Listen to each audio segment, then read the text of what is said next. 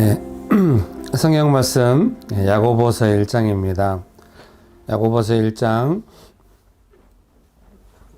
13절부터 16절 말씀까지, 야고보서 1장 13절에서 16절 말씀까지 같이 한번 읽어보시겠습니다.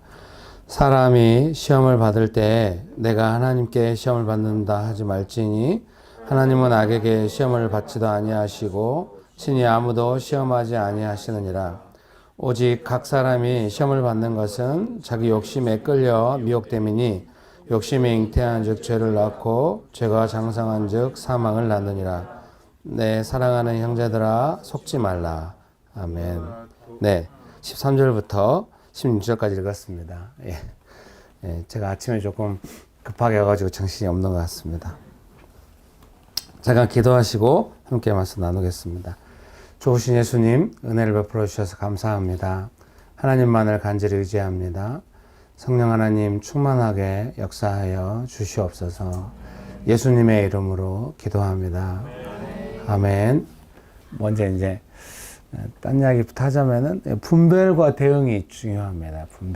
분별에 대해서는 이야기를 많이 했잖아요. 거의 다 제가 배운 걸 이야기한 것 같아요. 분별했으면 이제 대응을 해야 되는데 어떻게 대응할 것인가 하는 것이 좀 중요합니다. 저희 교회에서 이제 두 지역으로 교회 개척 팀들이 나가면서 이제 그동안 일했던 방식이나 관계의 방식이 많이 바뀌었을 거 아닙니까? 사람들이 대거 나갔기 때문에. 그래서 이제 새로운 사람들과 이제 손발을 맞춰서 일을 해야 되는데, 보통 저희 교회에서 이제 저도 이렇게 한번 뭐 여기 와서도 아마 강의 때 아마 예전에 강의에 나왔을 겁니다. 뭔가 결제를 해야 된다면 이제 100만 원 이상 되는 결제가 있다고 한다면 항상 교회 안에 모든 분들과 회의를 하고, 리더십 분들 회의를 하고 결제를 하겠습니다. 이렇게 하고 거의 비교적 잘 지켜오는 편이에요. 근데 이제 교회 이제 집사님들이 결제하고 이러는데 뭐 웬만한 결제들은 일이 이렇게 하기로 했습니다. 그럼 거기에 따른 결제들은 뭐 알아서 하는 편이에요. 근데 이제 막 100만 원이 넘는 결제인데도 막 알아서 하는 거예요. 느낌이 이제 저도 함께 회의해서 결정해야 되는데 당사자들이 막 결제를 하고 막 이렇게 하고, 이제 문제는 뭐냐면 할 수 있다고 생각해요. 일을 진행하다 보면 또 할 수도 있죠. 할 수 있는데 이제 하고 나서 저를 지켜보는 거예요. 이제 저한테 와서 일하다 보니까 이렇게 됐습니다. 이렇게 이야기하거나 이런 게 아니라 결제되고 일이 진행되는데 아차 싶었겠죠. 그러면서 이제 딱 저를 이렇게 지켜보고 있다는 느낌이 들어요. 근데 그 한순간만 그런 것이 아니라 그 근간에 그런 일들이 이제 다른 여러 사람들에서 좀 여러 번 일이 먼저 물어보거나 좀 애매하면은 하면은 그러면 도와주고 이제 이럴 텐데, 지금까지 그렇게 일해 왔는데도 이상하게 그때는 뭔가 일 처리를 하고 나서도 아차 싶으면 또 물어보고 도움을 요청하면 되는데 어떻게 할 건가 이러면서 저를 이렇게 지켜보는 것 같아서 제가 이제 그때 깨어 있었죠. 안 깨어 있었던 건데 왜 일처리 이런 식으로 제가 이렇게 나갔겠죠. 깨어 있었죠. 이렇게 유머를 하면은 좀 비웃어주고 이렇게 좀 안 받아줘야 이게 좀 밸런스가 맞거든요. 죄송합니다. 제가 이제 기도하면서 생각이 들었죠. 이게 조금 항상 어려워요. 일 처리하는 사람들의 어떤 명백한 눈에 보이는 어떤 문제가 있잖아요. 근데 저는 이제 그렇게만 보지 않았죠. 그렇게만 보지 않으면은 자칫하면 뭐 원정주의가 될 수도 있고 뭐든지 가능하고 막 기준이 안 서고 이럴 수도 있고, 또 이제 또 분명하게 이야기하면 사람들이 좀 위축될 수도 있고 뭐 이제 여러 가지 애매한 점이 있는데요. 그런 걸 넘어서서 저는 그렇게 분별을 한 거죠. 뭔가 분별이 필요한 상황이다 이렇게 생각을 한 겁니다. 이게 맞는지 안 맞는지 잘 모르겠어요. 저는 오랜 시간 동안 하나님 앞에서 배워왔고 훈련하면서 사역하고 있다고 생각하는데요. 각자 뭐 알아서 적용할 필요가 있겠죠. 뭐 제가 꼭 맞다고는 생각지 않습니다. 그래서 저는 동시다발적으로 그렇게 일들이 일어나면은 분별이 필요한 상황이라고 항상 생각을 해요. 제 개인의 삶에도 상황이 바뀌지만 비슷한 내용의 일들이 반복된다. 그러면 이것은 분별이 필요하다 이렇게 생각합니다. 이게 분별이 필요하다고 제일 먼저 생각하는 것은 뭔가 상황이 약간씩 다르고 사람이 달라도 약간 비슷한 성격의 일들이 반복되고 있다. 그러면은 이거는 뭔가 지금 분별이 필요하다. 이렇게 항상 생각을 하거든요. 그래서 이제 그때 이제 분별을 해가지고 이제 기도를 했겠죠. 제가 이제 기도를 했는데 제일 먼저 제가 했던 것 중에 하나는 뭐냐면은 그 사람들의 어떤 그런 실수나 이런 거에 대해서 막 문제 삼거나 본래 이러진 않지만은 그것을 먼저 이야기하지 않기로 제 안에 결정을 한 것이죠. 이걸 어떻게 풀어갈 건가? 보통의 방식으로 한다면 제가 기도를 하고 따로 전화를 해서 왜 이렇게 됐습니까? 돌아보니 마음에 부담이 있는 것 같은데 걱정하지 말고 언제나 물어보고 일 처리하면 된다고 이렇게 했던 게 제가 컨디션 좋을 때 방식입니다. 이번에는 이제 그렇게 하지도 않았죠. 그런 이야기도 하지도 않았고 그냥 기도만 한 겁니다. 기도한 내용은 뭐냐면 이러한 일들은 이제 저는 그렇게 분별을 한 겁니다. 기도하면서요.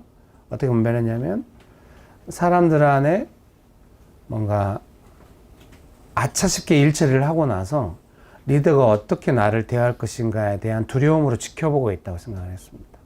그래서 두려워하지 않도록 기도하고 또 이 문제에 대해서 우리 모두가 다 제가 거기서 왜 일처리 이렇게 부드럽게 말해도 위축될 저랑 어떻게 보면 그런 일들을 계속해서 해온 상황이 아니기 때문에 위축될 염려돼 있어서 그렇게 하진 않았고 이제 기도한 것이죠. 말씀드리고 싶은 거는 평상시 같으면 왜 일처리 그렇게 이야기해서 하면 돼 이렇게 해도 될 문제가 어느 순간 이렇게 반복되고 분별이 필요한 상황이 오면은 그렇게 평상시처럼 자연스럽게 해도 일이 약간 꼬이는 수가 있습니다. 사람들의 마음이 좀 충격을 받고 어렵고 이럴 수도 있어요. 그래서 훨씬 기도를 많이 했고 개인적으로 연락을 전혀 하지 않았습니다. 기회를 노리고 있었죠. 언제 말할 것인가. 그것은 유머라고 할 수 있겠고요. 두려움이 물러가도록 기도 그렇게 한 다음에 설교 시간에 막 웃겨 한참 설교 시간에 우리에게는 제일 웃겨요. 왜냐하면 방송이 찍히고 있기 때문에. 미안합니다. 유머를 다 다큐로 받는 이런 분위기가 좀 막 웃고 이제 설교하다가 제가 말했어요. 요새 우리 교회는 막 일을 저지르고 나서 지켜보는 분위기가 있다고. 그래서 다들 움찔해가지고. 그럴 필요 없다고 이야기하고 하면 된다고 하고 이제 지나갔죠. 그래서 사실은 그런 거죠. 옛날 같으면은 그렇게 일 처리하는 방식이나 일 처리하는 사람에 대해서 앞으로는 일 처리를 잘 하도록 도울 것인가 이런 생각에 좀 더 우선순위에 있었다고 한다면은 지금은 어느 때인가 약간 뭐 사람이 의도한 것도 아닌데 그런 몇 개의 일들이 동시다발적으로 그렇게 일어날 수 있고 공동체가 약간 긴장할 수 있는 상황이 언제든지 올 수 있다고 생각하는 겁니다. 저는 사역자로서 1번 해야 되는 것은 그 어느 시점에 딱 몰려든 그 긴장감을 어떻게 해소할 것인가 하는 것을 더 중요하게 생각하고 있는 것이죠. 왜냐하면 그 긴장감이 물러나고 나면은 그 일 처리했던 방식이 얼마든지 뭐 자연스럽게 될 수도 있는 문제고 또 그렇게 설사 어떤 본인의 연약함일지도 모르죠. 뭔가 물어보기 애매하고 하니 하고 나서 약간 지켜보고 있는 게 연약함일 수 있어도 긴장감이 막 몰려드는 상황이 아니면은 얼마든지 또 대화 가능하고 이럴 수도 있어요. 그래서 어떤 사람의 결정적인 문제나 이렇게 받아들이지 않고 차후간 대응을 잘 하려면은 분별한 다음에는 기도가 제일 우선적입니다. 기도라고 하는 것은 그런 어떤 분별된 과정에서 나왔던 내용들에 대한 기도겠죠. 두려움이 물러가게 해주시고 뭔가 불신 가운데 지켜보는 이런 분위기가 깨워지게 해주시고 계속 이런 기도가 있는 것이죠. 그런 부분에 이렇게 문제인식이 뭐냐면 왜 일처를 이렇게 했지 이런 문제인식이 아니라 어떻게 두려움이 물러가게 할 것인가. 그리고 어떻게 서로 불신 가운데 지켜보는 것들을 해소할 것인가. 나는 여기서 어떻게 그 다음에 나오는 게 이제 그렇게 기도를 먼저 하고 난 다음에 사역이 있는 것이죠. 사역이 어떻게 있겠습니까? 가장 중요한 사역은 뭐겠습니까? 일 처리하고 나서 저를 애매하게 지켜보고 있는 사람들을 향하여 아무런 표시도 하지 않는다는 거죠. 불안함을 주지도 않고 내가 한번 기억해 놨어 이런 거 아닙니다. 하지 않고 설교 시간 한참 마음이 풀려 있을 때 이야기를 하는 거죠. 그렇게 두려워하고 지켜볼 필요가 없다고 그런 문제가 아니라고 이야기하면 되는 거. 막 웃으면서 저도 100만 원은 진짜 함께 회의하면서 결정하는데 막 결제를 해요 막 이러면 막 웃고 넘어가면서 이제 그 제 나름대로 사역이죠. 뭐냐면은 이제 그 지식도 전달하고 싶고 이제 뭔가 그러니까 하나님의 성품 안에서 방에도 물러가지만 이제 그 사람들이 이 문제에 대해서 일처리의 방식을 배운다든가 그러기 전에 성령의 열매와 은사를 먼저 느끼기를 바라는 것이죠. 그것이 사역이었고, 그럼 그 차후에 그러면 재정 문제가 어떻게 되었는가? 앞으로는 다시 엄정하게 기준을 세워서 100만 원 이상이 되면 항상 회의하고 결제하시고 일처리 막 했으면 항상 물어봅시다. 이렇게 기준이 엄격하게 세워졌는가? 전혀 아니죠. 그런 이야기를 한 번도 한 적이 없고요. 그럼 어떻게 됐냐면은 다시 한번 사람들이 사역에 대해서 생각을 하게 되고, 하나님의 성품 안에서 일하는 방식을 생각하게 돼요. 우리의 조직의 기준을 엄정하게 세우는 것이 아니라 다시 한번 제자로서 성령의 인도하심을 따라 어떻게 사역할 것인가에 대한 도전이 있었다고 해야겠죠. 또 사역이 또 그렇게, 저의 목표는 조직을 세우는 사람이거나 사람들이 조직의 기준이나 가치를 엄정하게 이해해야 되는 것이 아니라 제자가 되어야 한다는 거예요. 성령의 인도하심을 따라 예수님을 증거하는 제자. 그것이 일의 효율성도 제일 높죠. 왜냐하면은 그 재정 쓰고 이런 분들이 교회에 너무 헌신적이에요. 뭐 교회에 필요한 거 있으면 교회 돈이 아니라 자기 돈으로 막 사와요. 예. 그런 걸 알기 때문에 그런 걸 부추기기 위해서 엄정하게 하지 않았냐. 그건 이런 세밀한 유머를 이해하시네요. 그런 건 전혀 아니에요. 뭐 제가 그런 성격은 아닙니다. 그런데 이제 제가 좀 더 깨달아가는 세밀하게. 이거를 좀 미리미리 딱 1, 2, 3번 해서 알려주시면 좋은데 세밀하게 잘 모르니까 기도하면서. 그래서 최근에도 어떤 일들이 있을 때 이거를 우리가 정해온 규칙들 뭐 이런 거 가치들을 알려주고 싶었지만 계속 기도하는데 안 하고 싶은 거예요. 옛날 같으면 안 하고 싶은 마음이 들어도 그냥 연락하고 말거든요.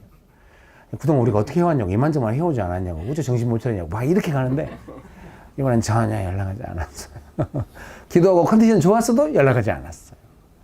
계속 기도하고 그냥 전혀 엉뚱한 다른 사역 같은 거 사역을 했어요. 그랬더니 나중에 연락이 왔는데 아주 세밀하게 재정이 어떻게 집행되고 있고 재정의 규모는 이런 정도고 이런 식으로 너무 정성스럽고 최선을 다한, 너무 기뻤죠. 그래서 제가 그냥 바로 아이고 너무 수고하셨다고 감사하다고 이렇게. 축복합니다. 그래서 대응이라고 하는 거는 그런 면이 있는 거죠. 그래서 여러분 아실 거예요. 명백하게 무슨 문제가 있고 이것을 가치와 기준을 따서 이렇게 딱 세웠다고 할 때 모두가 동의하긴 하는데 열매는 없는. 이제 우리의 향후 이제 사역의 방향은 막 기준도 없고 가치도 없고 막 열매는 애매하고 이런 거 원하는 건 아니죠.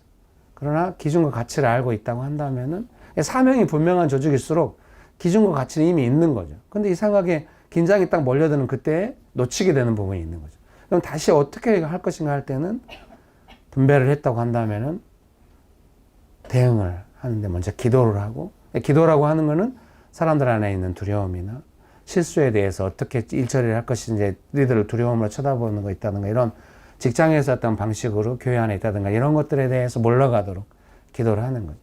성령의 열매, 하나님의 성품이 아닌 것들을 사람들의 마음에 영향 미치는 걸 물러가도록 기도하고, 저도 또한 그러면 이제 물러가도록 기도하고 좀 좋아졌으면 제가 바로 그럼 어떤 가치를 알려주고 사역을 하는가 그런 것이 아니라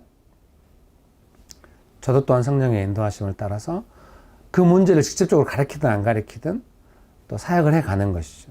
그렇게 되면은 사람들 안에 뭐 옳고 그름이나 올바른 가치 이런 개념이 이전에 성령의 열매와 은사 안에서 함께 제자로서 동역하는 관계 속에서 그 일대로 풀어갈 수 있는 것이 아닌가 그렇게 생각하고 있습니다.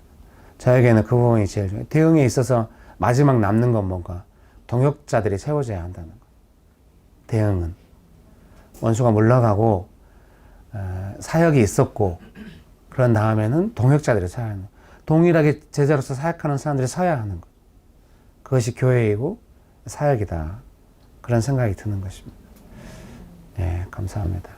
직장에 와서 이렇게 이야기함에도 불구하고 잘 분별해서 들어주시고 여기는 교회가 아닌데 뭐 이러지도 않고 그래 교회로 가야 이러지도 않고 공동체로서 이렇게 어떻게 이제 저는 이제 교회 차원의 사역의 원칙을 말씀드리려면은 각자 적용하실 때는 또 자신에게 맞게 잘 적용이 있었으면 좋겠습니다. 예. 분별과 대응입니다. 그래서 이제 분별을 안 하면은 대응이 없겠잖아요. 분별을 안 하면은 자기 익숙한 방식대로 하게 돼요. 그렇게 되면은 좀 편하죠. 그냥 쉽게 원망하고 쉽게 판단하고 이러면은 너무 편하긴 한데 승리가 없어요. 그래서 분별은 했어요. 대응을 안 하면 즐거움이 사라져요. 아, 이게 좀 뭔가 방해가 있구나. 뭔가 좀 우리가 효과적으로 좀 사역하지 못하고 있네. 이렇게는 되는데 기도하면서 대응을 안 하면은 이 마음 안에 사역이 없어요. 사역이라고 하는 것은 최고 즐거운 일이거든요. 미안합니다. 밑도 끝도 없이. 예를 들면은 가정 안에서 뭔 일이 생겼어요. 예를 들면 이제 보통 아버지든 좋은 아버지 되면은 가족이 여행 가는데 아버지가 막 성기를 냈어요. 그러면 자녀로서 자기가 가장 익숙한 방식이 뭡니까? 아버지 싫어하고 여행 내내 마음과 입을 딱 닫고 눈으로 레이저 쏘고 다시는 내가 이런 식은 안 가지리라. 복수하리라. 막 이렇게 가는 것이 아주 일반적이고 편한 방식입니다. 근데 훈련했기 때문에 분별을 해요. 아, 늘 아빠에게 이런 문제가 오고 가정이 어려워지고 여행 갈 때 다 좋은데 어쨌든 꼭 이럴 때가 있고 늘 이런 것이 반복된다. 이걸 어떻게 할 수 있겠는가. 이것은 꼭 아빠만의 문제라기보다는 우리 가정이 건강해지는데 어떻게 일할 수 있는가. 이런 분별이 있었다. 훌륭해요. 그럼 거기서 이제 대응을 해야 돼. 기도하고 사역을 해야 될 거 아닙니까? 동역자를 세우고. 그러니까 그걸 안 하면 문제가 뭐냐면 사역을 안 하면 사역을 하려면 어떻게 됩니까? 아빠를 섬겨야 되잖아요. 아빠를 섬기려면 어떻게 됩니까? 마하지 못해가지고. 원하는 게 뭔데요, 그래서. 이러면 안 되잖아요. 어떻게 사역을 됩니까? 막 기도하고, 막 이제 방해가 물러가고 이러면 내 마음대로 평강해지잖아. 아, 이런 부분 전 좀 알아가고. 아빠한테 사역을 하려면, 섬기려면은 성령의 역사하심을 따라 하려면은 아주 좋은 마음. 그것은 최고 좋은 마음이에요. 어떤 최고 좋은 마음이에요? 내 기분 좋아가지고 성령의 열매로 하는 것은 어렵지 않아요. 내 기분이 별로인데도 성령의 인도하심을 따라 열매로 한다는 거 엄청 좋은 마음이죠. 약간 부모의 마음과 비슷해요. 애기들이 난리 피워놨어요. 이리 와, 너는 다 죽여버려. 막 이렇게 안 하고. 속이 부글부글 끓으니까 꼭 참고 있다. 매를 벌어라. 꼭 참고 있다. 이렇게 안 하고. 애들의 어떠함을 전혀 생각하지 않고 엄마의 따뜻한 사랑으로 할 때 얼마나 위대한 마음입니까, 그게. 사역이라고 하는 건 그런 마음. 그래서 스스로 하면 사람이 지치겠잖아요. 성령의 인도하심을 따라 해야 안 지쳐요.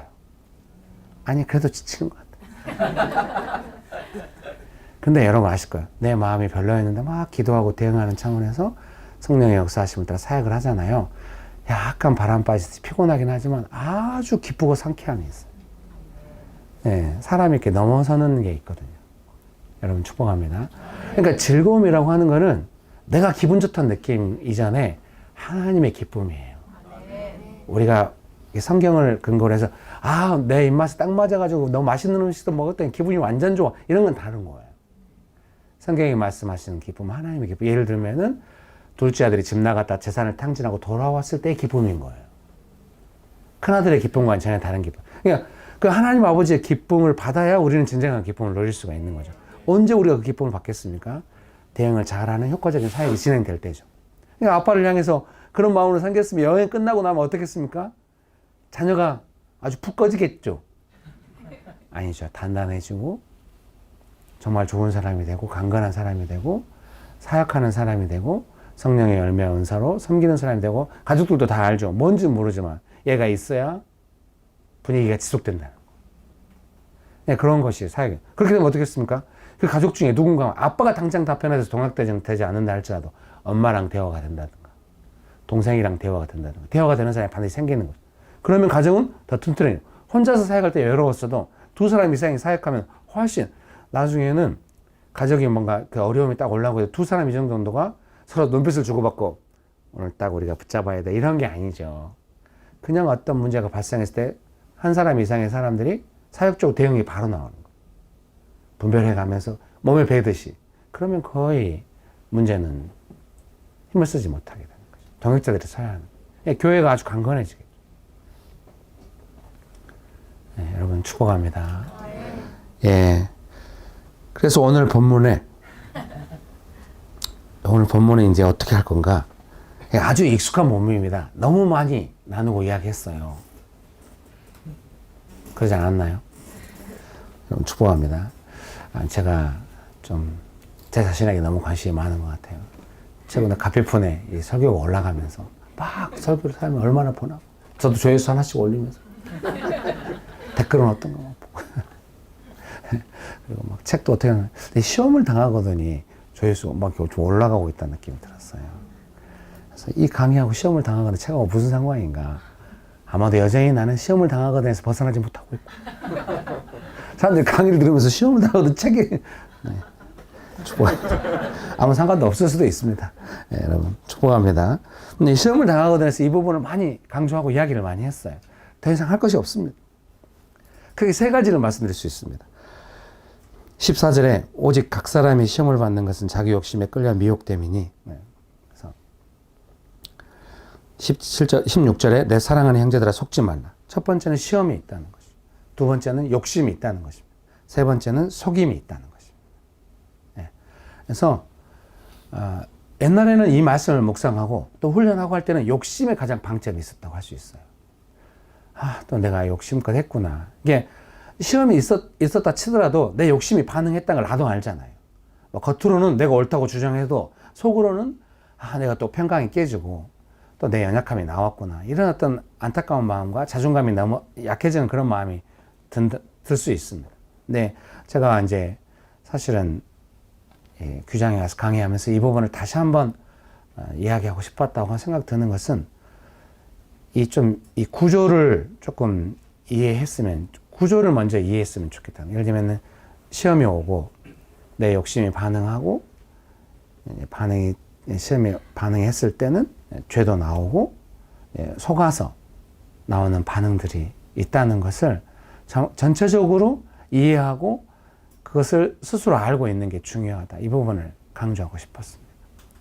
사람들이 시험이 오면은 제일 먼저 드는 생각은 너무 싫고 다시는 안 왔으면 좋겠고 그래서 기억하기 싫은 이런 문제로 이제 잊어버리고 싶어 하거나 아니면 끊임없이 자기 욕심이 어떤 부분이 부딪히는 부분이 있기 때문에 그거에 대한 좌절감이 있거나 그래서 애써 보지 않거나 이런 부분이 있는데요.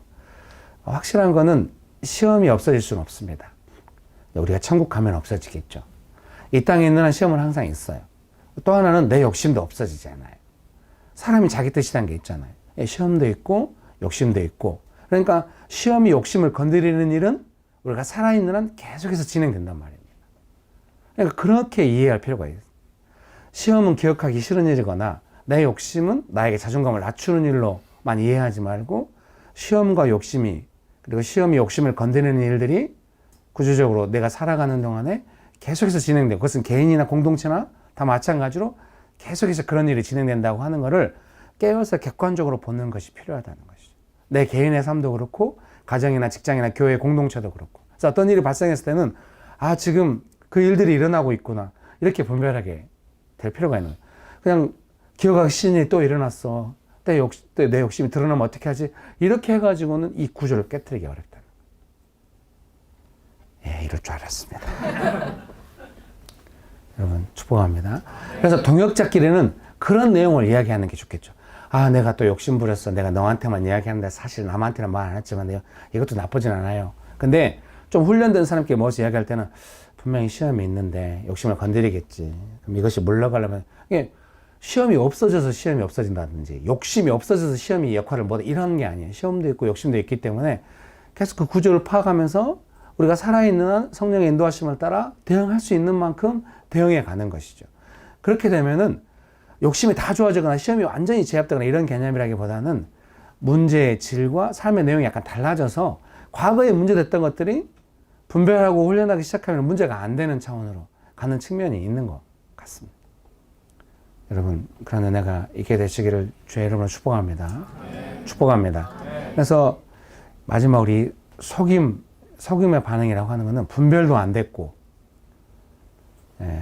또 내 욕심에 대해서도 잘 이렇게 안 돼가지고 시험에 내 욕심 건드리고 거기서 나오는 반응들을 속아서 나오는 반응들 이렇게 할 수 있겠습니다. 내 욕심에 따른 반응이 나올 수가 있고 시험에 건드릴 때 완전히 그 무너짐에서 나오는 바늘일 수 있어요. 그래서 이렇게 생각할 필요가 있습니다. 어떤 사람이 되게 이상하게 반응한다. 그럼 우리는 이렇게 알아야 합니다. 뭔가 지금 속아 있는 상태가 아닐까. 네, 여러분 축복합니다. 분명히 또 어떤 면에서는 또 방해는 또 몸도 아프게 하고 이럴 수도 있어요. 여러분 느끼시겠지만 서로서로 건강을 위해서 기도할 필요가 있다고 생각합니다. 먼저 첫 번째는 우리 모두의 건강을 위해서 같이 기도하시겠습니다.